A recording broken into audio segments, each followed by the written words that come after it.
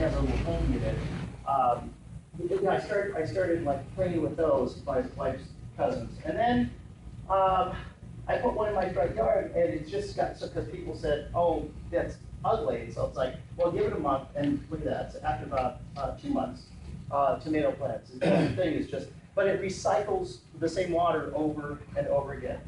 Okay, then I thought, you know what, we're gonna have to make it pretty. There's my foreman there. I said, you know what, we're gonna need to like build an arbor, and we started trying to think of all the things that could go wrong with this thing.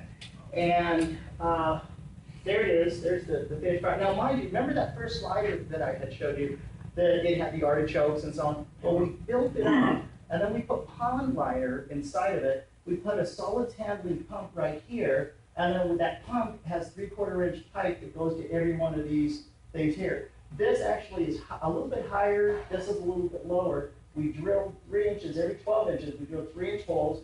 We put those little hydroponic cups, and then we put rock wool, we put seed in it, and then everything goes into, you know, it goes through the pipes and it goes right here. This is just to give you an idea. I would love nothing more than to see everybody start trying this and use it, because I don't think there's a perfect formula yet.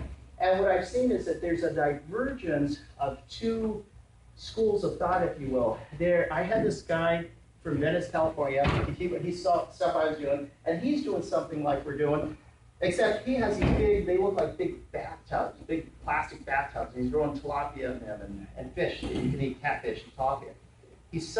But his backyard looks like a scientific experiment. Actually, he has big bathtubs, and then it sucks the water out into these trays that have food. Great idea, but do you think it's going to sell? Do you think that a pond feature would sell if it looked like an amateur thing? No. You put your best work in front. And I told him, I said, I think it's a great concept. You've got the nuts and bolts, but if it's not aesthetically pretty, it's not going to sell. And that's what sells pretty. So now, moving on with this. Now, what's interesting here was, you'll notice we didn't put these poles outside. We put them so that these pipes would be inside.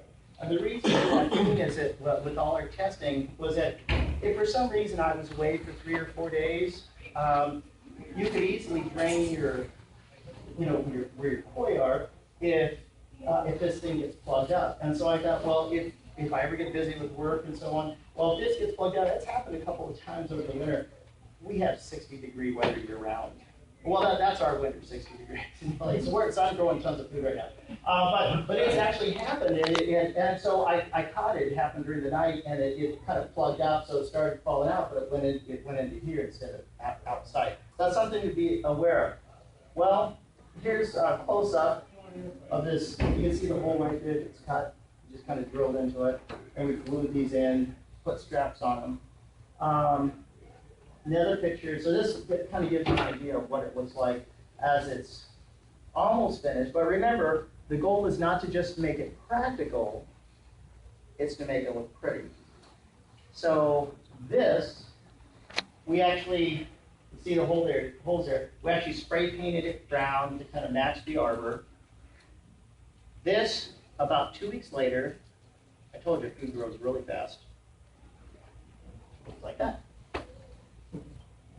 So, is that pretty? Now, there wasn't much we could do with the waterfall. I mean, there wasn't much to work with, but we did what we could. We put lattice here just to protect for the raccoons, the fish.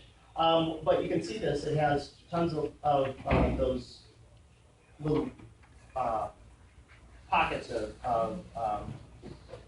seed. And this was only after about 2 weeks. This is an amazing thing.